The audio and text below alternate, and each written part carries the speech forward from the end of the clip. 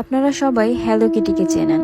এটা একটা fictional character হলেও এটা কতটা ভয়ঙ্কর হতে পারে সেটা কিন্তু আমরা কেউই জানি না। আর এই ফিকশনাল ক্যারেক্টারের পিছনে লুকিয়ে আছে একটি মার্ডার কেস। 23 বছরের একটি মেয়েকে টর্চার করে মেরে ফেলে রাখা হয় একটা ওপেন ফ্ল্যাটে, আর তার বডি পার্টস গুলোকে 3টা ভাগে ভাগ করা হয়। তো চলুন শুরু থেকে স্টোরিটা আপনাদের সাথে শেয়ার করি। 1999 সালে হংকং এ একটা মেয়ে নাইট ক্লাবে হোস্ট করত। এই মেয়েকে টর্চার করে হত্যা করা হয় একটা অ্যাপার্টমেন্টে, কারণ সে তার একটা ভ্যালুয়েবল কাস্টমারের ওয়ালেট থেকে টাকা চুরি করে। আর তাকে হত্যা করার পর তার বডি পার্টস গুলোকে অনেক ভাগে ভাগ করা হয়।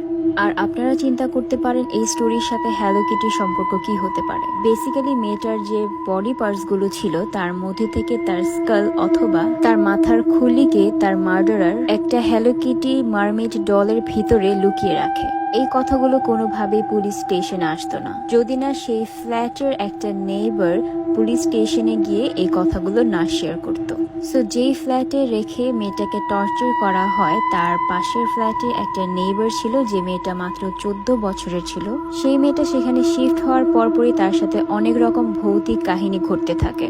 সে সবসময় দেখতে পায় যে একটা মেয়েকে ইলেকট্রিক্যাল ওয়্যারের সাহায্যে বেঁধে টর্চার করা হচ্ছে।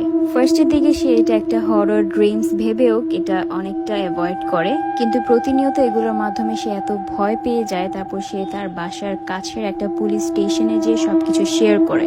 তখন তাকে কেউই বিলিভ করে না অ্যান্ড সবাই মনে করে একটা 14 ইয়ার্সের বাচ্চাকে তারা কিভাবে বিলিভ করতে পারে। কিন্তু অনেকবার কমপ্লেইন করার পর ফাইনালি পুলিশ যখন ফুল অ্যাপার্টমেন্টটা ভিজিট করে, যখন পুলিশ তার পাশের ফ্ল্যাটটা ভিজিট করে, তখন এই নাইট ক্লাব হোস্ট করা মেয়েটার মাথার খুলি তারা খুঁজে পায় একটা হ্যালো কিটি মারমেড ডলের ভিতরে। তারপর থেকে এই পুরো স্টোরিটাকে হ্যালো কিটি মার্ডার কেস বলে চিহ্নিত করা হয়।